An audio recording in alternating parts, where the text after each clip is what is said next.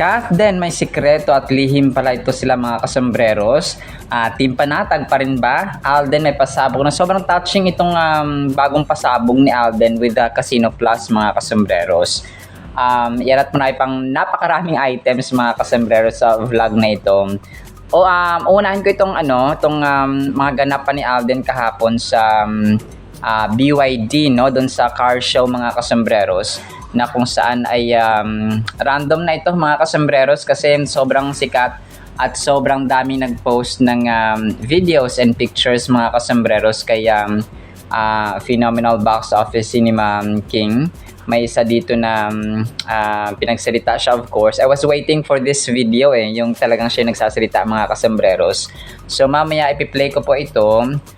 Sinabi niya dito yung advantages na magkaroon ng BYD car na isang electronic vehicle mga kasambreros.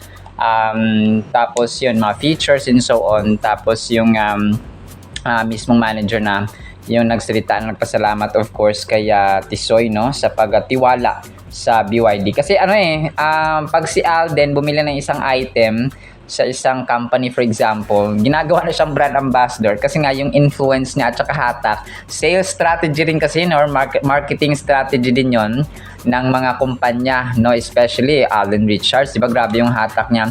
And nakita ko dito, basta natutuwa ako mga customers dito sa ginagawa ni Alden na he still maintains the limelight or the spotlight mga customers na meron siya sa headlines, sa mga balita, sa mga articles, and kasi parang paborito talaga siya ng media mga customers, ng mga press people, ng mga media people. Gustong-gusto kasi siya kasi nga sobrang accommodating, sobrang bait, sobrang humble, sobrang kind mga kasambreros. So kung kaya dumadami ang kanyang grasya talaga mga kasambreros. Talaga pinagpapala ang mga taong taong mapagbigay, ang taong ang taong humble mga kasambreros. Tapos ito, hindi ko to na isama yung bagong update, no, or bagong post ni Sir Pat Cauna dun sa mansion update nila. Actually nakarang araw pa ito, hindi ko lang siya na i-post agad mga customers, or hindi ko nakita, no, yung post agad dito kay Sir Pat Cauna na nagkaroon pala sila ng meeting ulit, no, with Sir Pat Cauna tungkol sa bahay or mansion na pinapatayo ni Soiti mga kasambreros. So dito ay may mga random photos sila. May caption ulit dito si Sir Pat Cauna dahil sabi niya, seatmates tayo sa dinner, super kwento tayo tuloy. It's thank you so much for taking the time to listen. It truly means a lot to me. I appreciate your patience, especially since nadamay pa kita sa mga sorry po sa term na to. So, nadamay pa kita sa mga kagagahan ko. Sabing ganon. Mr. Pat Cauna, thank you as well for your advice and for being such a safe space. Free of any judgment. My gosh. I love you super duper, and I feel incredibly fortunate to have a friend as genuine and close as you. So tapos nga si Alden Richards ito mga kasambreros.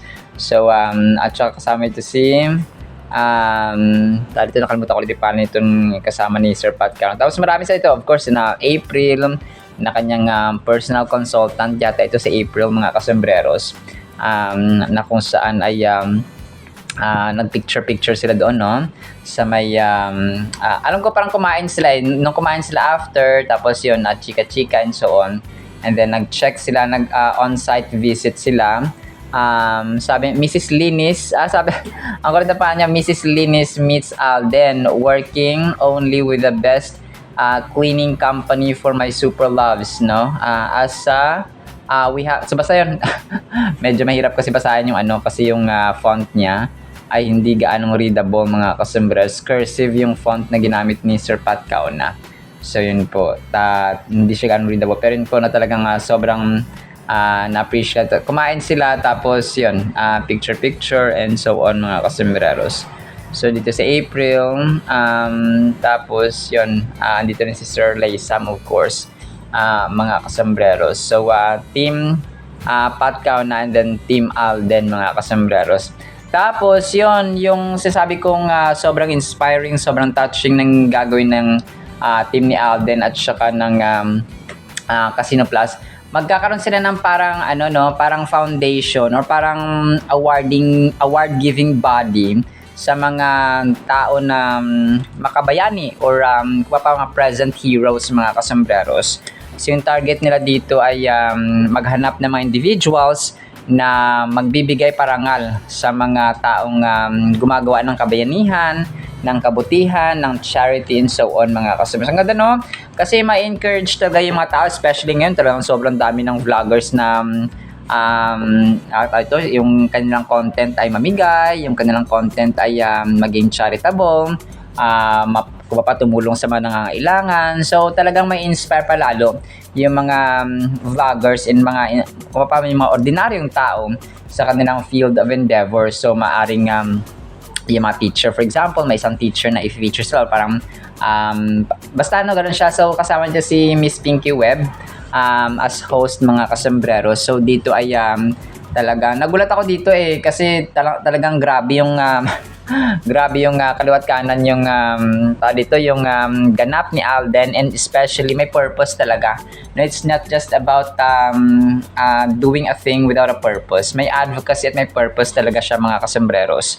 Na it's not just parang pinagplanuhan talaga nila mga kasembreros. Pinagplanuhan, pinag-isipan at saka alam mo yung advantage at saka yung purpose nila, yung advocacy nila. Kasi di ba ang tinitibok ng puso ni Alden ay talagang tumulong mga kasembreros. So yun, ito yung isa sa mga katuparan ng kanyang pangarap din mga kasembreros na yun, magkaroon ng gantong kasi apart from AR Foundation ay ito na mamimigay sila ng mga awards sa mga taong gumagawa ng mabuti at saka gumagawa ng tama sa society or sa field of endeavor na present sila. Mamaya ipi-play ko to mga kasembreros kung gusto niyo ulit pakinggan. Alam kong narinig nyo rin ito mga kasembreros. Tapos may isang friend pala si Alden na inatinan niya ng birthday mga kasembreros. So si Pukikay, yung nakalagay na pangalan dito mga kasembreros. So parang close friend nila. So ito pala yung nakita kong naka-black si Alden. Tapos ay kasama niya si Mama Ten. Noong nakarang araw pa ito mga kasembreros kagahapon or kanina ko lang nalaman na yun nga meron pala silang kaibigan na ganito nag-celebrate ng birthday. Kung kaya spotted si Alden mga kasembreros na tao dito, spotted sila na nandun present sa isang venue mga kasembreros sa labas. Parang may private venue sila na pinagdiwangan ng birthday ng kanilang kaibigang ito mga kasembreros. So very close siguro ito kay Alden at saka kay Mama Ten, kung kaya pinunlakan nila. So naka-block dito si Alden mga kasembreros. So yun pala yun, kasi may finlash ako nung nakaraan, naka-block siya. Tapos sabi ko ano kayang ganap ni Alden dito, parang wala ako sa file nung naka-block nga siya mga kasembreros. So ito pala yun nagkaroon siya ng nagkaroon sila ng time para makiselebrate ng birthday sa isang close friend mga kasembreros. So lang ko kasama rin dito sina April yata at saka sina Mama Ten of course. Sorry po yung pangalan pala niya ay Pankikay09. Sorry po sa aking nabanggit. So Pankikay, hindi ko lang baka admin ito ng isa sa mga fandoms ni Alden. Kung pwedeng ganoon pag-admin na siguro mataas yung posisyon or pinaka-admin talaga. So, pwedeng ganoon mga kasembreros. So, pero yun, Pankikay pala. Yung, Pankikay09, yung nakalagay dito, sa caption mga kasembreros. So, sorry po. Matagal kasi mag-open ng ng file mga kasembreros. Kung kaya medyo na may mislook din natin minsan ang mga letra. So, ganun po, So, dito syempre ay enjoy sila. sa mini birthday. Parang sa labas lang sila kumain, mga kasambreros, or sa labas sila kumain at nag-celebrate ng kanyang kaarawan. So, grabe na kasi yung ibang mga admins ni Alden, may mga files na hindi na ipopost ng iba.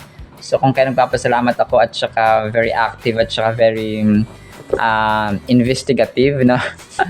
Yung mga admins talaga ni Alden. So, maraming salamat talaga sa mga admins ni Alden. Tapos, si Kath naman, nag-post si ate na Dimples Romana, no? Na magkasama sila dito. So, nag-picture-picture ang mag-ate, mga kasambreros, sa kanilang hindi ko lang kung sa bahay ito ni Ma'am Dimples Romana or sa labas, mga kasambreros. So, yun po. Pero yun, sa set sila. Naging close sila lalo, no? Nung nagkaroon sila ng chance ulit na magkasama sa series na ito, sa Someone Someday. So, may isa rin dito na ang cute nito. Si Kat, nasa labas siya. Tapos, nasa set sila ng Someone Someday. Pero nasa labas siya, mga kasambreros. And then, dito ay siguro free time nila. Or bakanting oras nga, mga kasambreros. So, naka-white siya dito. Nakakatuwa dito. Nagkatabi yung file ni Alden at saka yung sa kanya na si Alden naman ay pinapayungan ng mga kasambreros. Tapos, ang kukulit na mga caption ng mga dito ng mga nag-post, mga kasambreros. Yung pangarap mong maging tagapayong ni Alden, yung iba sabi, yung dream nila daw na maging tagapayong lang ni Alden. Sabi ng isang, kahit tagapayong lang ako ni Alden, okay na sa akin. Sabing gano'n ng iba, mga kasambreros. So, tapos si Kath naman dito, ay of course, no, back to work na rin sila, mga kasambreros, sa taping ng Someone Someday. So, may mga tagapayong din si Kath. Dito ay parang nagkita sina Dimples Romana at saka si Direk Ruel Santiago, mga kasambreros. So, hindi ko lang alam, baka baka si Direk Ruel, hindi siya dito direktor, no? Baka tatay siya ni Kath or parang ganoon, mga kasambreros. Kasi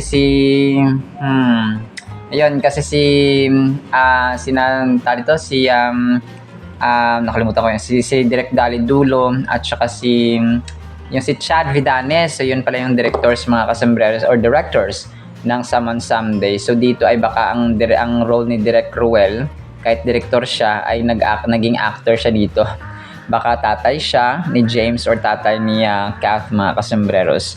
So, yun siguro ang mga roles na ko dito na nakikita, mga kasambreros.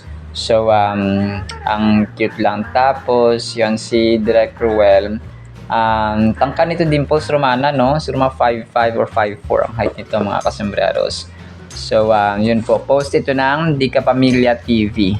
So, talagang back to work na, no, si attorney, mga kasambreros. Tapos, yun, si Alden naman dito ay pinapayungan siya. Ito yata yung time na parang nag-shoot sila or may parang nagtitingin-tingin siya ng mga kotse, mga kasambreros, or dun sa may BYD na event nila, mga kasambreros. So, yun. And may isang video dito na 2024, parang nagte-test drive pa lang siya or parang tumitingin-tingin pa lang. Tapos ngayon ay meron talaga siyang BYD car na sarili, mga kasambreros. So, grabe yung tagapayong niya. May isang post pa doon, sabi niya sa payungan nyo na mabuti yan or kasi sobrang sensitive ng skin yan, sabi nga gano'n. So, hindi naman maarte si Alden, mga kasambreros. May mga fans lang talaga na gano'n yung mindset, so, parang joke lang nila, mga kasambreros. Pero, syempre, kailangan nilang alagaan ang kanilang skin kasi nga artista siya, mga kasambreros. Pero, when it comes to kaartihan, hindi gano'n si Alden. Hindi gano'n si Alden, sadya lang talaga na yun yung kanilang puhunan or capital, mga kasambreros, yung kanilang mukha or skin din po. So, maliban sa kanilang fame, na maliban sa kanilang ginagawang trabaho, series, pelikula, and so on, ay kailangan nilang alagaan ng kanilang physical appearance, no? Kasama yun sa kanilang routine, mga kasombreros. Maraming videos ni Alden doon sa BYD, no? Nasa labas siya, nasa loob, and so on, kahit yung nagsasalita, and so on, mga kasombreros. So maliban pa doon, ay parang nagbihisan siya ng konti, no? From BYD to yung Casino Plus nga nila na event, mga kasombreros. So, yun po. Tapos, major item tayo, mga kasombreros. May sikreto at lihim palang Kathleen. Nagulat ako dito sa post ng isang admin kagabi, si Jill, no? Si Jill yata, mga kasombreros. May mga pinopost siya na parang alam mo yung parang secret ng Kathleen, mga kasombreros, na mas naimbestigahan niya na mabuti, mga kasombreros. May pinost siya dito sa TikTok, tapos marami nag-comment na ako may alam din ako, parang may alam din siya sa Kathleen, mga kasombreros, and so on. So may sikreto lang talaga sila, no?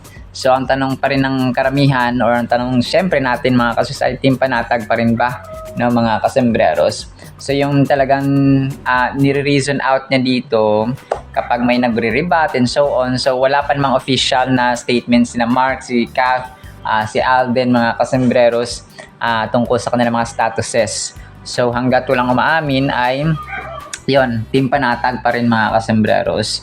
So and yon, isa yun sa isingit ko, mga kasombreros. Actually, alam niyo yung yung editor, AI editor na Dola, no? Kasi sa TikTok nagulat ako, hala, ginagamit nila yung Dola para mag-edit ng mga pictures, mga kasombreros, at ng videos. Sabi ko, as in, sobrang totoong totoo talaga siya, mga kasombreros. Na kunwari, itatabi mo yung picture ni ganto, tapos yung ganto. Basta ita-type mo lang siya, tapos lalabas na agad yung output, mga kasombreros. So, Dola, no, search po yan, mga kasombreros, sa TikTok. Dola, D-O-L-A. So, maliban sa mga AI na mga tools or mga editors, mga kasombreros, ay yung Dola, ay grabe, sabi ko.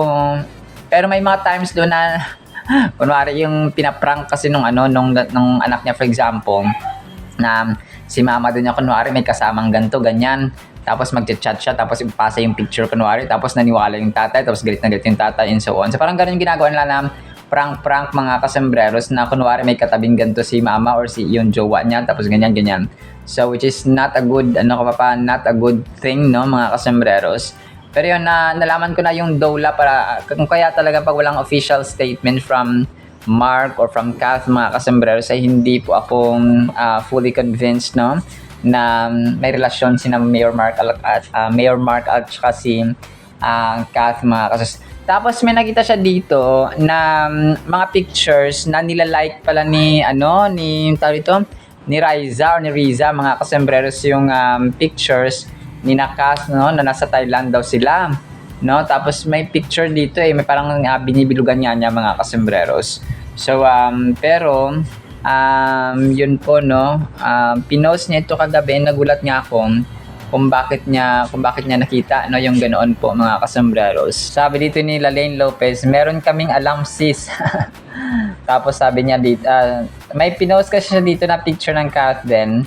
Mukha lang na close-up ni Alden at saka ni Kath, yung ulo lang ni Kath actually nakuha dito nung time na birthday, no? Actually, expected na natin na maraming nag-bill out, no?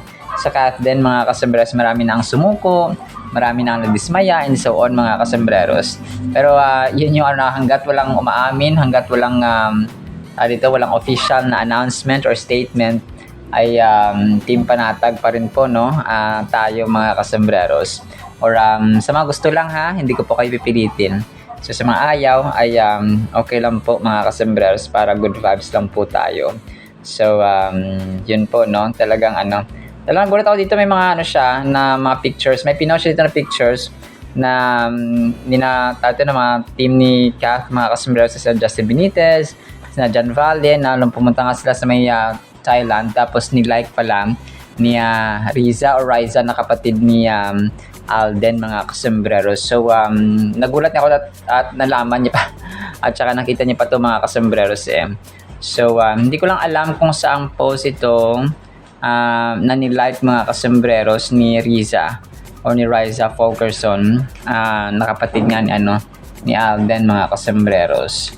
So, pero yun po, no, talagang nakakatuwa lang yung mga na-imbestigahan na-imbestigahan niya, mga kasembreros.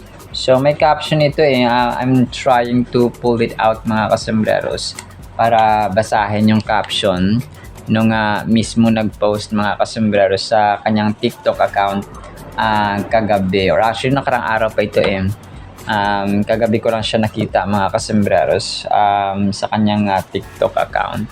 So, yun, and expected na naman natin na marami ang nag-deal out, na marami ang nadismaya. Pero sa mga gusto lang na manatili. Sabi ni Jill dito, sa Korea pala ito, si Jill, it's still panatag here, never simply give up on joy. Meron kaming sikreto, sabi nga, or lihim, mga kasembers, or meron kaming alam na something like that. Kasi, parang emoji na, tapos blanco, underline or underscore nakalagay dito, mga kasembers, or fill in the blank, na something dito. Something na yun yung sinabi niya dito, mga kasembers, sa kanyang caption. So, 256 reactions, no? So, yun po, no? Kung sa mga gusto lang po, mga kasembreros, sa mga ayaw naman po ay okay lang po na mag-bill out na kayo. So, wala po tayong pilitan para good vibes lang po tayo. Alright, so yun lang actually, no, sa ating Kathden items. Piplay ko po itong mga videos natin pong papakinggan. Napakaganda po ng mga mensahe ni Alden dito. Tapos, pakinggan natin of course ang napakagandang salita po ng Panginoon na sobrang mahalaga sa ating buhay. Isang pinagpalang araw po sa bawat isa. This is the heart of Hero for All. Through the AR Foundation and Casino Plus, we honor the stories of everyday Filipinos, individuals of course, who embody resilience, selflessness, sama-sama na po natin lahat yan, and a deep commitment to creating positive change within their respective communities. Sila ang tinatawag natin mga makabagong bayan. And to tell us more about the Hero for All campaign, we welcome the founder of AR Foundation, multi-awarded actor, Mr. Alden Richards. Hello po, good afternoon, Speaks.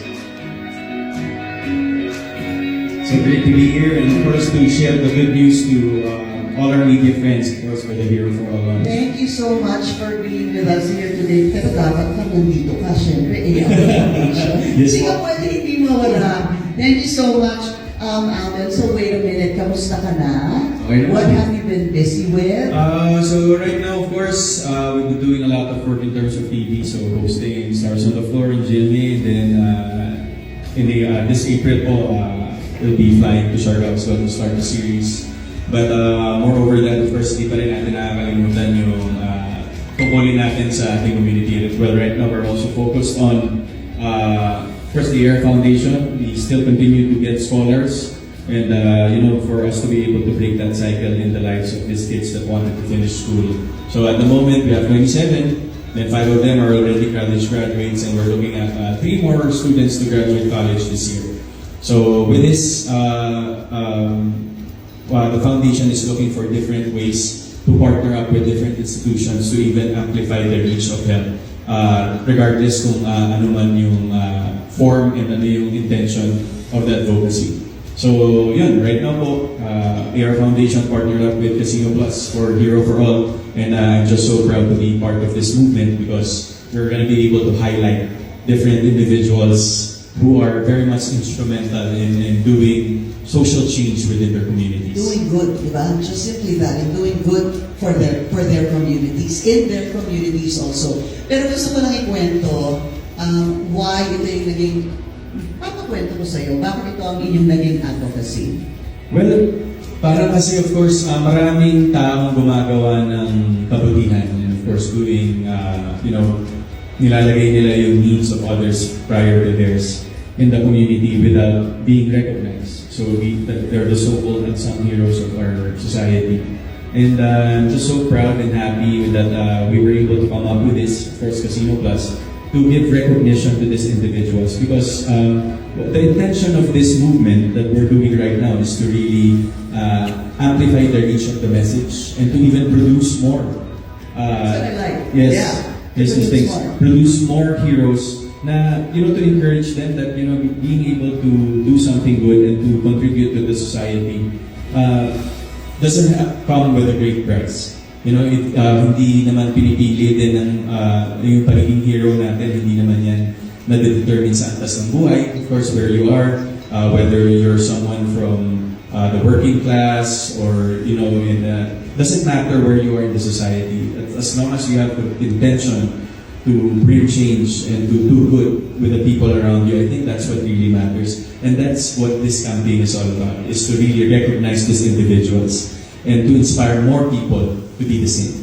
Right. So, yan po ang advocacy ni Alden and of course, what we are pushing through right now. So, Here for All is a program, Alden, that actually aims to identify Filipinos who change their communities without institutional support, recognition, or even resources. Yes, exactly. Mas kinikilala sila hindi lang dahil sa kanilang mga nagawa, but for what they can still teach and contribute to their community. And perfect. Napapanahon po talaga ito. Dahil marami tayong matututunan sa isa't isa, lalo na sa pagmamalasakit, especially during this time. Pero minsan natin ayoko rin during this time na hinaharap natin. Dapat mo ingrained sa atin yan. Dapat innate sa atin yan. Tulad nga ng nabanggit kanina, heroism is already a huge part, ito yung gusto ko, of the Filipino DNA.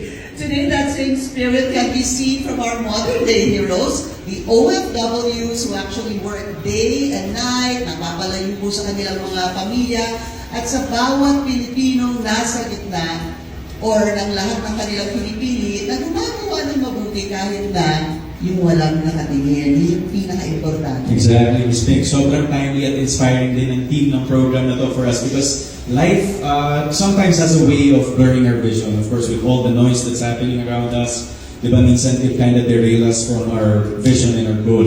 And sometimes nakakalimutan natin that heroes are not just characters in a story.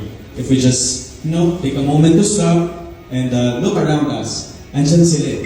We will see them in the simplest and selfless acts of the people around us. Ito ramdam ko talaga that it's just so close to your heart, Alden, no? Yes, actually, Ms. Biggs. Kasi nagkaroon din po ako ng chance to actually do hero roles in 15 years of my career. Like in 2014. Ito mo nga. Yes. Noong 2014, I portrayed a national hero, which is Jose Rizal, in a series called Estrado. And in 2018, I played Victor Magtanrol also, which is a superhero themed teleserye. So parang it got me to realize that sometimes anyone can be a hero. There are just ordinary people with extraordinary missions. So that of course ended kind of challenges all aspects of their lives. So talagang sometimes things like that, things that we see on TV, has its way of telling us messages that to be extraordinary, you don't have to do extraordinary things. Right. Things, exactly. Very inspiring to actually hear that because yung para bang nag-merge yung iyong roles into your advocacy sa Exactly. Kaya talagang minsan sinasadya ng Diyos yan Amen. na mapag-align yan. Electrified vehicle because of its efficiency, its sustainability, alongside with power and convenience. I was never wrong with that decision, and sobrang happy ako na I was able to experience our prior to being part of BOIB, so I can really talk about it by experience. Wow. Maraming salamat, Alden, for believing in the brand. Okay, sir. Your experience reflects what more Filipino drivers are discovering with BYD. Looking ahead, we continue to strengthen our vehicle lineup.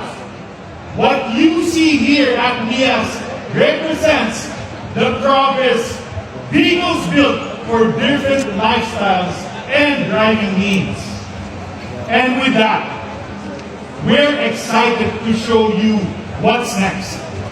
Making the next phase. Konto lang sir, konto lang Lapit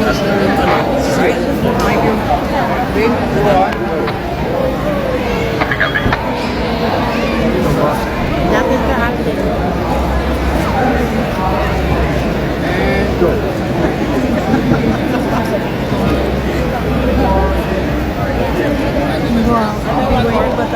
Same thing.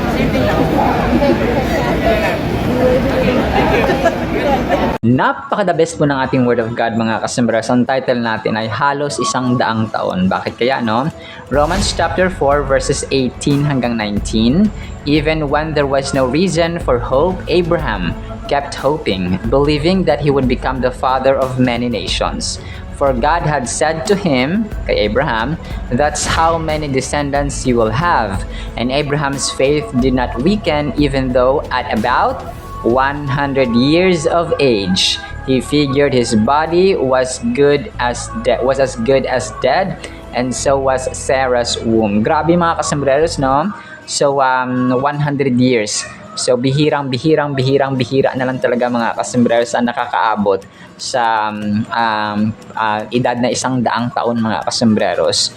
So kung kaya sa time ni Abraham, nina Isaac, nina Jacob, nina Moises, no, nina Adam and Eve mga kasembreros, nina Noah, Methuselah of course, no, the oldest man ever lived or recorded sa Biblia mga kasembreros, ay talagang pinagpala yung mga tao may gantong edad mga kasembreros. So pero dito sa sinasabi ni Apostol Pablo mga kasembreros ay in-emphasize niya yung grabing pananampalataya, yung grabing pananalig ni Abraham mga kasembreros, that he became the father of all nations or the father of many nations mga kasembreros.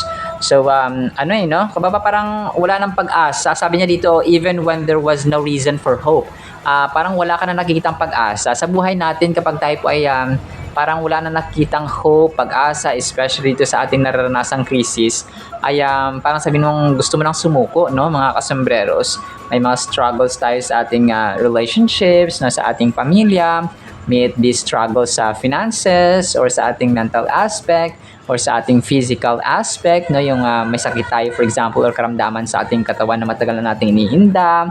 Sa ating mga issues sa lipunan, no, maraming struggles, maraming challenges, maraming kai-stressan mga kasembreros, no, sa ating paligid. Parang so isipin mo na, may pag-asa pa ba? Is there any hope for all of this?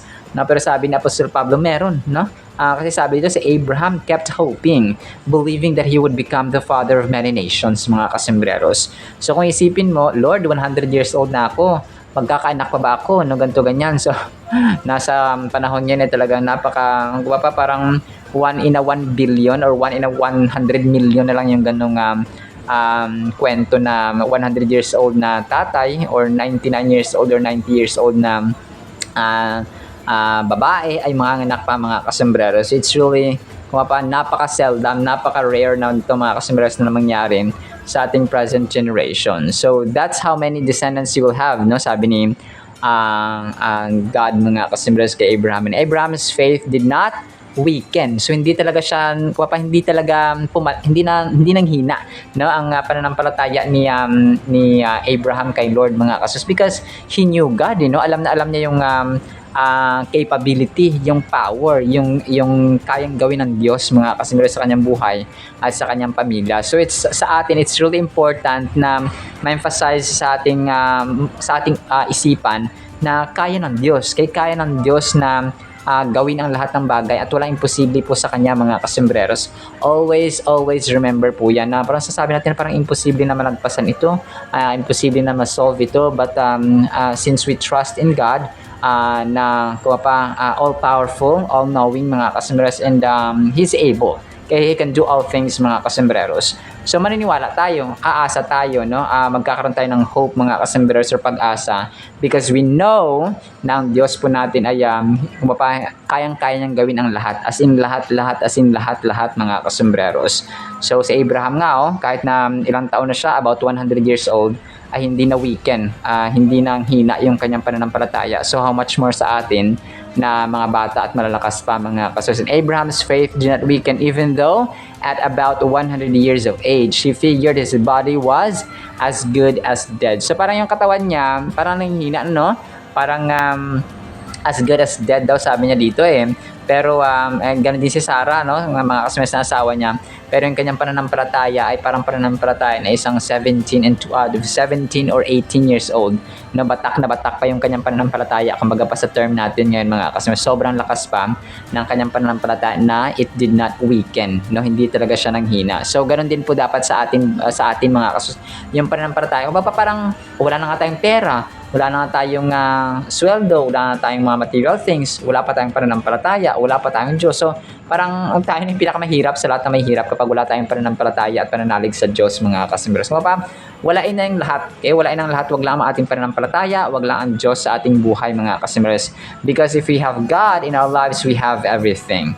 Okay? Kahit na sabihin mo na wala man tayong mga material things, wala man tayong mga properties, wala man tayo ng mga ano man dyan mga kasimeres na mga material things, ay kapag may pananalig tayo sa Diyos ay magkakaroon tayo at bibiyaan tayo mga kasus. Hindi lang yung mga material things, but most especially yung mga intangible things na love, yung joy, yung peace, no, yung humbleness, yung gentleness, yung faithfulness, and so on sa loob ng ating tahanan mga kasus. Caring and concerned family mga kasus. This verse speaks to us about the incredible faith of Abraham. It shows a moment in his life when everything seemed impossible, no? Alam nyo, ano yon, yung parang nakita mo na imposible mangyari, nako, yun talaga yung gagawin ng Diyos kasi God loves to do impossible things. He loves impossible things and make them possible so that people will believe. Parang, imposible na mabuhay ang patay, imposible na mahati ang isang dagat, imposible namang gumaling ang maketongin, imposible naman na dito na tumigil ang araw, no, mga kasimbreros, which nangyari yung isang pader, no, yung wall of Jericho natumba ng paikot-ikot lang mga kasimbreros, wala naman silang mga sandata o mga bomba na ginamit. So si Jonah, no, 3 araw na nasa loob ng tiyan ng isang malaking isda, pero kung sa atin yun ay talagang patay na yun mga kasimbreros, no, kasi nga nasa loob na siya ng tiyan ng malaking isda mga kasimbreros. So marami mga kababalaghan, marami mga impossible things mga kasimbreros na ginawa ang Diyos, and so that people might believe mga kasimbreros. He brought victories, He brought triumphs, He brought successes mga kasimbreros during the time of David and so on. So ganun po siya. So He loves the impossible and make them possible so that mas marami. Kasi kapag posible na, tapos gagawin ng Diyos, parang mahina, no? Pero kapag imposible, ginawa ng Diyos ay mas lalong mamamangha ang mga tao. Noong nagpadala siya ng isang anghel, tapos 185,000 na mga sundalo ang namatay mga kasimbreros sa Assyria. No, so grabe sa time ni Hezekiah yon mga kasimbreros. So yung pag-interpret ng dreams, no, ni Joseph mga kasimbreros in prophet Daniel and so on. So Abraham was not getting older. Was not just getting older. He was reaching an age where many would think that having children was out of the question. So parang gayang sabi kanina na tumatanda na si Abraham, so dapat yung pagtatanong na magkakaanak ka pa ba? So parang hindi na yung dapat part ng question ng list mga kasimbreros, kasi nga matanda na siya, so bakit pa magkakaanak ang isang turning 100 years old, diba? So parang imposible siya because matanda na nga, no? But nangyari iyon, no? Nagkaanak pa rin sila na si Isaac mga kasimbreros because of the faith na meron si pananampalataya at pananalig na meron si Abraham sa Diyos ng mga Diyos at hari ng mga hari. So when we read that he considered not his own body, we see a powerful illustration of how faith works. Abraham's body was as good as dead, meaning he was far beyond the age of being a father. So yun yan, parang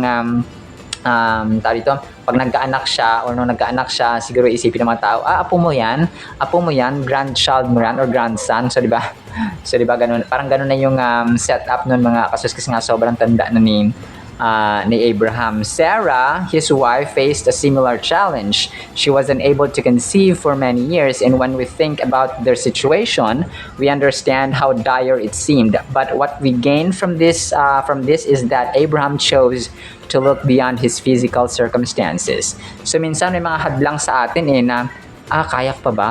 Kaya ko ba to? So, but when we trust God, especially kapag yung ating ginagawa ay kalooban ng Diyos, wag po tayong, kumapawag po tayong mangamba na hindi kayang gawin ng Diyos because God is able. He can do all things, even and most especially the impossible things, mga kasembreros. So sa ating final thought, this is a great lesson for us. When we are faced with obstacles that seem insurmountable, we must remember that God often calls us to step beyond what we see. So dapat yung pananampalataya natin, we go beyond the borderline of this physical world through the dimension of faith, mga kasamira sa Diyos. Abraham believed God's promises instead of dwelling on what we observed or what he observed in the natural world around him. His faith was anchored in the character of God. He understood that God is not limited by human standards, including age or infertility. This teaches us to not allow our current situations to dictate our faith. Instead, we can look to the God who made promises, has the power to fulfill them, regardless of how impossible it seems at the moment. So, imposible sa ating paningin, imposible. Pero sa Diyos po natin ay walang imposible because all things are possible for the one who believes, mga kasembreros. So kung tayo po ay nananampalataya sa Diyos, ang ating pong goal, ang ating main agenda or main agendum ay mag-focus sa kanyang promises, sa kanyang pag-ibig, and so on, mga kasembreros. So this verse is a constant reminder of the necessity of trust in God. Pagtitiwala. Life will bring its set of trials, but we are called to learn. We are called to learn and lean into the truth that God is faithful. By placing our trust in Him, we can navigate life's tribulations with the assurance of His presence and promises. So yun siya. Pagtiwalaan natin na yung mga pangako ng Diyos, mga kasimirs, trustworthy sila. Ang tao, yung mga pangako ay napapako. Ang Diyos po natin ay kagalakan niya at saka kasiyahan niya, mga kasimbrers, ang tuparin at gawin ang kanya mga pangako sa mga taong may takot at nananalig sa kanya at nagtitiwala sa kanya all the time. Alright, so yan lamang po sa ating Word of God, ha. Nawa po ay pagpalain po tayo ng pag-ibig, pananampalataya, pag-asa, mga kasimbrers, na nagmumula sa kanyang anak, mga kasimbrers, sa Jesus Cristo. In Jesus' mighty name we pray. And everyone said amen and amen. See you sa next segment, mga kasimbrers, and paalam po.